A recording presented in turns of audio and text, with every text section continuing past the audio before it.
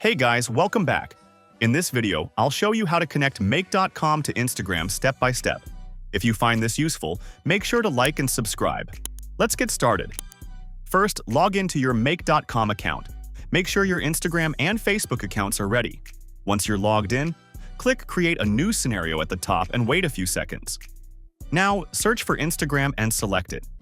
For this example, choose Get a Post as the trigger. Next, click Create Connection, then hit Save.